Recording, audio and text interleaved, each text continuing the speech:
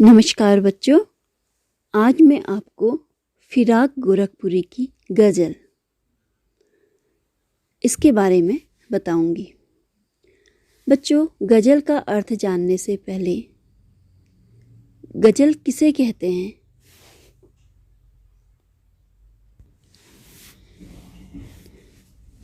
नमस्कार बच्चों, आज मैं आपको फिराक गोरखपुरी की गज़ल इसमें जो शेर हैं इनका अर्थ बताऊंगी। पाठ प्रारंभ करने से पहले मैं आपको गज़ल का अर्थ बताना चाहूँगी। गज़ल स्त्रीलिंग संज्ञा है जो कि श्रृंगार रस से ओतप्रोत होती है। इसमें संयोग श्रृंगार रस भी हो सकता है और वियोग भी हो सकता है। प्रत्येक गज़ल में 5 से 11 तक शेर का एक समूह होता है। ये काव्यात्मक होती हैं। यह फारसी और उर्दू में एक प्रकार का पद्य होता है और 2-2 पंक्तियों का एक चरण होता है। तो ये था कि गज़ल किसे कहते हैं। अब मैं आपको जो आपकी पाठ्य पुस्तिका में गज़ल हैं इसके अंतर्गत जो शेर हैं इनका अर्थ समझाऊंगी। आप लोग ध्यान से सुने। नौरस कूचे पंखुड़ियों की नाजुक गिरहें खोले हैं, या उड़ जाने को रंगों बू गुलशन में पर तोले हैं। नौरस नया रस, गूंचे कलियां, गिरहें गांठें।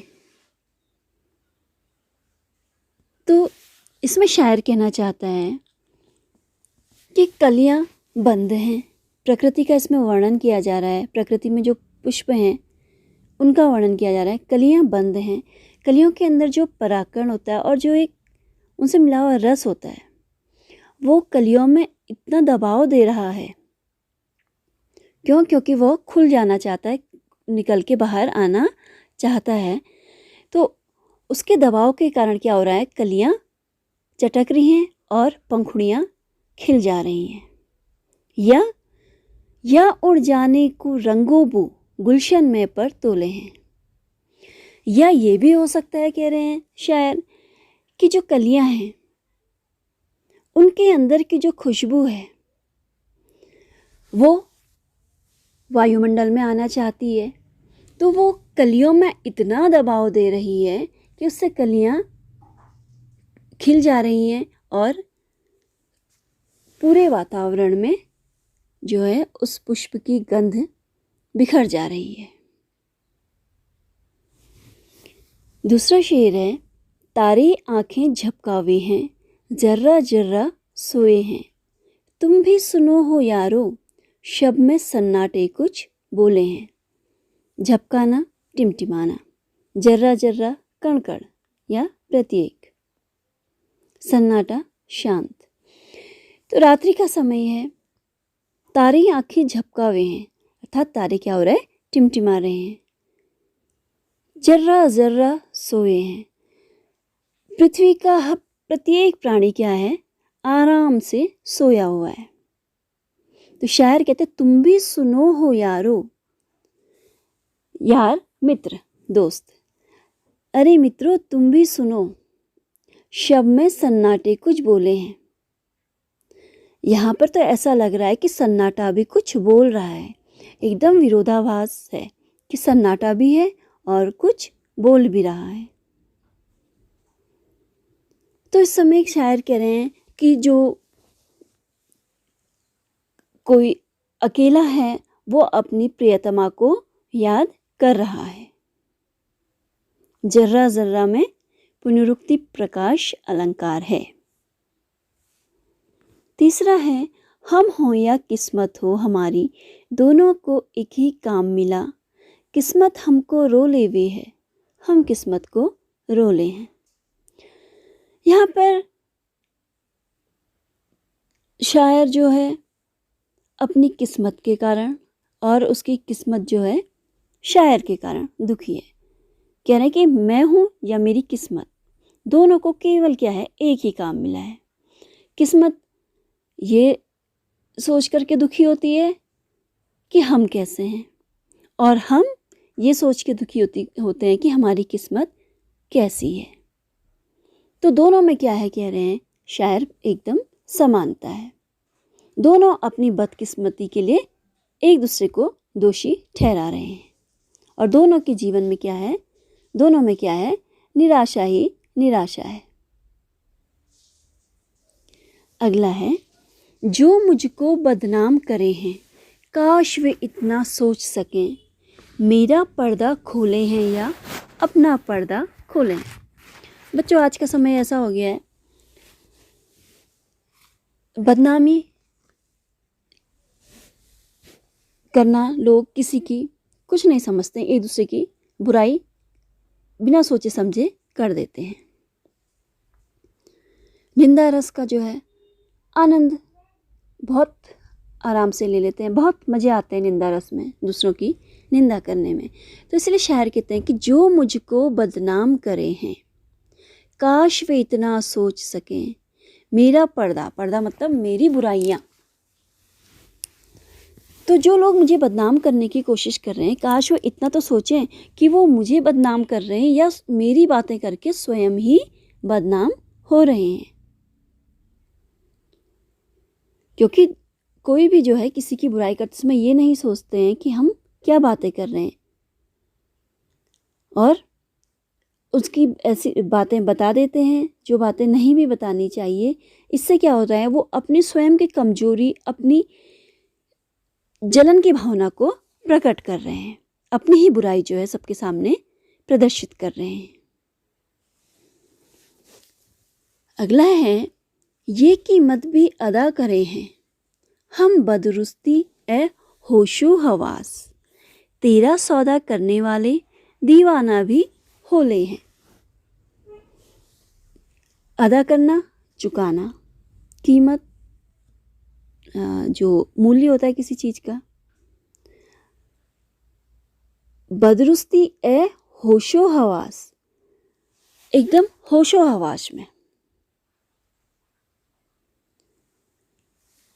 सौदा करना, व्यापार करना। तो यहाँ पर शायर कहते हैं कि हे प्रिय, मैं जो हूँ बदरुस्ती ए होशो हवास, पूरे होशो हवास में रह करके ये कीमत भी अदा करे, तेरे प्यार की कीमत को क्या है, मैं चुका रहा हूँ।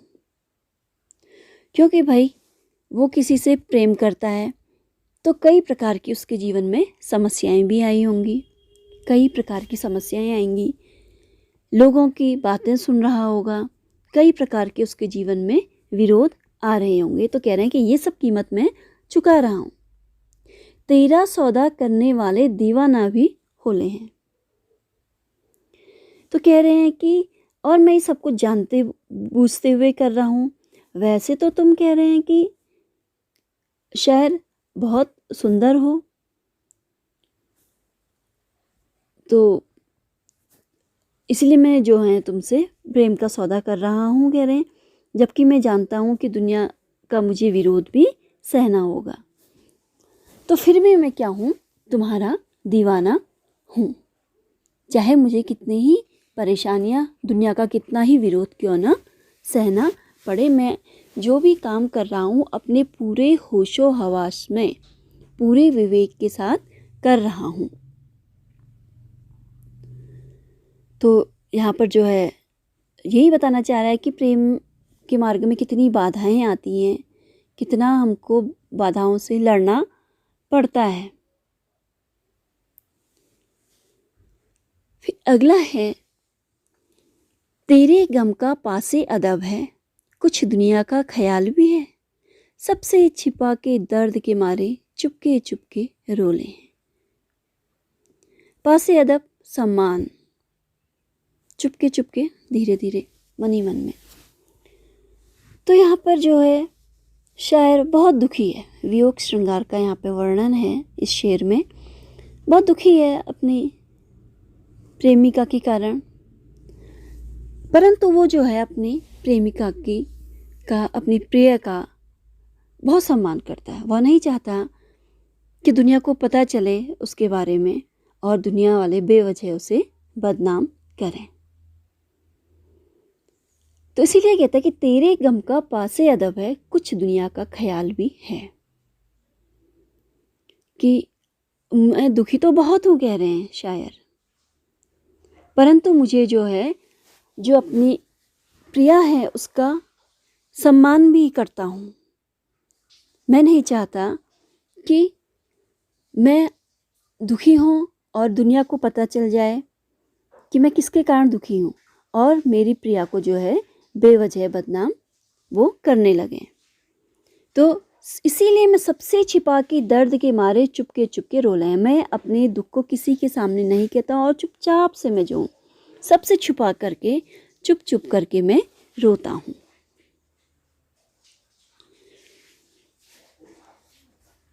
फिर है फितरत का कायम है तवाजुन, आलमे हुस्नो इश्क में भी उसको उतना ही पाते हैं खुद को जितना खोले हैं।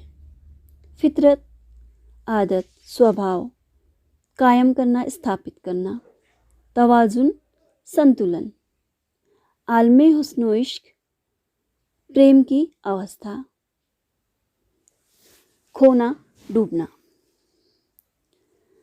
तो इसमें जो है शायर ये कह रहा है कि कुछ पाने के लिए किसी भी व्यक्ति को कुछ खोना पड़ता है। तो शायर कहते हैं कि प्रेम और सौंदर्य जो है उसके संसार में मनुष्य की प्रवृत्ति का जो है बहुत महत्वपूर्ण स्थान है। और यहाँ जो है लेन देन का संतुलन जो है, तवाजुन, हमेशा क्या होता है, बना रहता है। किसी को कुछ देना होता है, किसी को कुछ लेना, मतलब हमें पाना भी पड़ता है और खोना भी पड़ता है। तो फितरत का कायम है तवाजुन, आलमे हुस्नो इश्क में भी। यहाँ पर कुछ पाते हैं तो कुछ खोना भी पड़ता है, इसलिए क्या बना रहता है, संतुलन बना रहता है। उसको उतना ही पाते हैं खुद को जितना खोले हैं, और हम जितना अधिक प्रेम करेंगे हमें उतना ही अधिक प्रेम मिलेगा। हम जितना त्याग करेंगे हमें भी उतना ही अधिक मिलेगा। तो पाने और खोने से जो है यहाँ प्रेम प्राप्ति का संबंध जुड़ा हुआ है।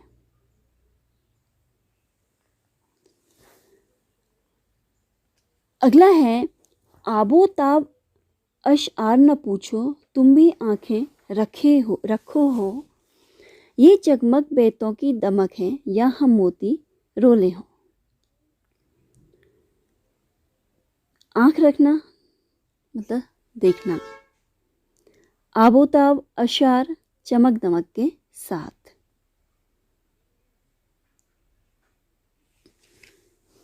तो यहाँ पर शायर की फिर दर्द को जो है प्रकट किया गया है। शायर इसमें कहता है कि मेरी शायरी की चमक दमक, आबोताब अशआर न पूछो। तो मेरी जो शायरी है इसकी चमक दमक की तुम कुछ बात ना करो, कुछ भी मत पूछो। तुम भी आंखें रखे हो, तुम्हारे पास भी तो आंखें हैं, तुम भी तो इसको देख सकते हो, तुम भी तो पहचान सकते हो। ये जगमग बेतों की दमक है या हम मोती रोले हैं। ये जो मेरी जो शायरी है, शेर हैं, इनकी जो चमक है, ये क्या है, मेरे हृदय के भाव हैं, दुख के भाव हैं, ये मेरी हृदय की पीड़ा है। और या हम मोती रोले हैं, जो इसका मतलब ये कि मैं अपनी कविता में विरह वेदना रूपी आंसू को रोया हूँ। सच्ची मेरी जो कविताएं हैं उनमें क्या है, मेरी विरह, ये कोई बनावटीपन नहीं है, बल्कि मेरी विरह, मेरी दुख की वेदना है। तो इसे तुम देख तो सकते हो, तुम्हारे पास भी तो आंखें हैं। अगला है ऐसे में तो याद आए हैं अंजुमने मय में रिंदों को, रात गए गर्दों पे फरिश्ते बाबे गुनह जग खोले हैं।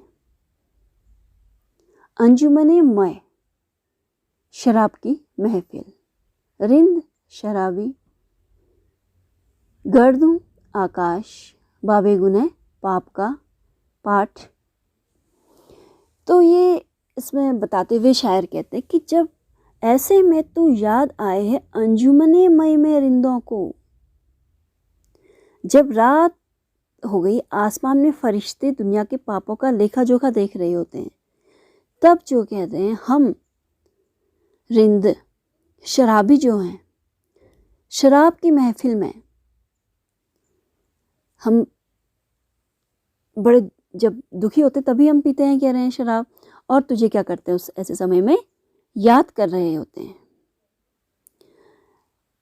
मतलब कि रात के घने अंधेरे में ही जो है हमको अपनी प्रेमिका की बहुत याद आती है। अर्थात जो है जब रात में फरिश्ते जो हैं, देवदूत जो है संसार में पापों का लेखा जोखा करते हैं, तो हम शराबी अपने पापों को याद करके कह रहे हैं ईश्वर को याद करते हैं और उनसे क्षमा मांगते हैं। फिर अंतिम है, सदके फिराक एजाज़े सुखन के कैसे उड़ा ली ये आवाज़, इन गज़लों के पर्दों में तो मीर की गज़लें बोले हैं। सदके प्रणाम, एजाज़े सुखन बेहतरीन शायरी, मीर जो थे एक प्रसिद्ध शायर हैं थे, उनका नाम है। तो यहाँ पर जो है अपने शेरों की तारीफ शायर स्वयं कर रहे हैं, कहते हैं कि सदके फिराक एजाज़े सुखन के कैसे उड़ा ली ये आवाज़ें, कि मेरी शायरी पर प्रसन्न होकर प्राय लोग मुझसे कहते हैं कि हम जो हैं तुम्हारी शायरी पर क्या है, न्यौछावर हैं। तुमने ऐसे कहाँ से कैसे उड़ा ली ये आवाज़ें, मतलब तुमने कहाँ से सीखी ये सब। इन गज़लों के पर्दों में तो मीर की गज़लें बोले, तुम्हारे इन गज़लों के शेरों में तो किसका ध्यान आता है कि मीर जो प्रसिद्ध एक शायर थे उनका ध्यान आ जाता है और लगता है कि उन्हीं के समान तुमने भी लिखा है। तो फिराक गोरखपुरी की शेरों की तुलना किससे की है, मीर से, क्योंकि मीर जो थे एक काफ़ी प्रतिष्ठित शायर के रूप में प्रसिद्ध थे। तो ये था बच्चों फिराक गोरखपुरी की गज़ल के शेरों का अर्थ। आशा करती हूँ आप लोगों को समझ में आ गया होगा। धन्यवाद।